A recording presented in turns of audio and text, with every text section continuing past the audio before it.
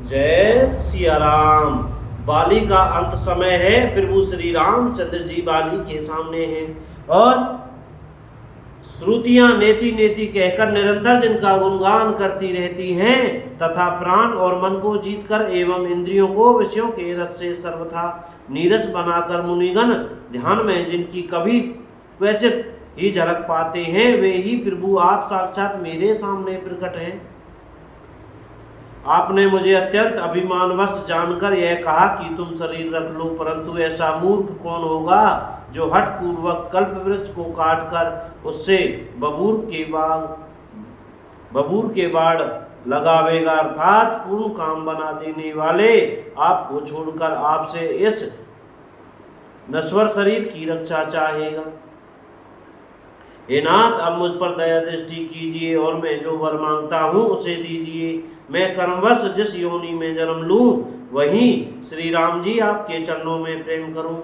हे कल्याण प्रद प्रभु, यह मेरा पुत्र अंगद विनय और बल में मेरे ही समान है, इसे स्वीकार कीजिए। और हे देवता और मुनियों के नाथ, बाहें पकड़कर इसे अपना दास बनाइए।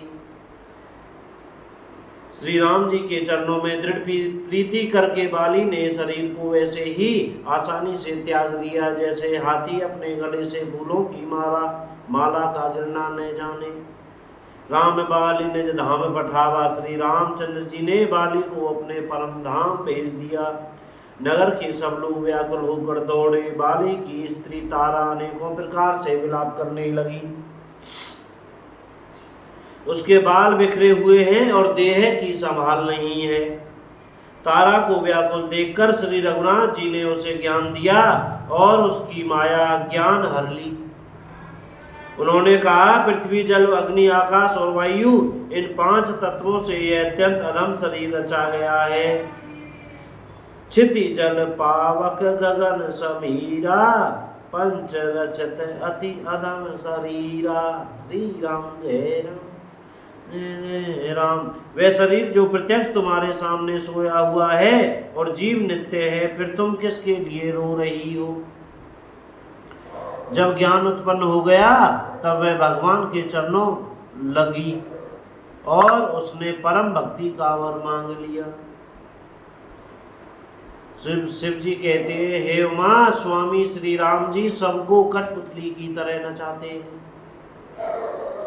तदंतर श्री राम जी ने सुग्रीव को आज्ञा दी और सुग्रीव ने विधि पूर्वक बाली का सब मृतक कर्म किया। तब श्री रामचंद्र जी ने छोटे भाई लक्ष्मण को समझाकर कहा कि तुम जाकर सुग्रीव को राज्य दे दो। श्री रघुनाथ जी की प्रेरणा आज्ञा से सब लोग श्री रघुनाथ जी के चरणों में मस्तक नवाकर चले। लक्ष्मण जी ने तुरंत ही सब नगर निवासियों को और ब्राह्मणों के समाज को बुला लिया और उनके सामने सुग्रीव को राज्य और अंगद को युवराज पद दिया। हे पार्वती, जगत में श्री राम जी के समान हित करने वाला गुरु माता पिता बंधु और स्वामी कोई नहीं है। देवता मनुष्य और मुनि सबकी यही रीति है कि स्वार्थ के लिए ही सब प्रीति करते हैं। जो सुग्रीव दिन रात बाली के भय से व्याकुल रहता था, जिसके शरीर में बहुत से घाव हो गए थे और जिसकी छाती चिंता के मारे जला करती थी, उसी सुग्रीव को उन्होंने वानरों का राजा बना दिया। श्री रामचंद्र जी का स्वभाव अत्यंत ही कृपालु है। जो लोग जानते हुए भी ऐसे प्रभु को त्याग देते हैं, वे क्यों न विपत्ति के जाल में फंसे। फिर श्री राम जी ने सुग्रीव को बुला लिया और बहुत प्रकार से उन्हें राजनीति की शिक्षा दी। बोलो राजा रामचंद्र की जय हो।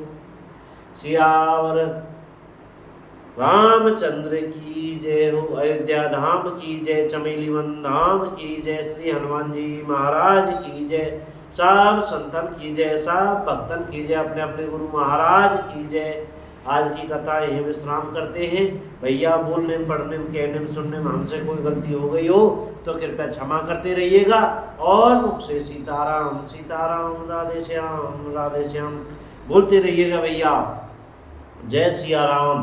भगवान प्रभु की लीलाओं का आनंद लेते रहे भैया। सुनने से भी भला होगा, कहने से भी भला होगा और आपके शेयर करने से भी भला हो सकता है। क्या पता एक आध दो आदमी और देख लें। यजमानी जय सिया राम सीताराम।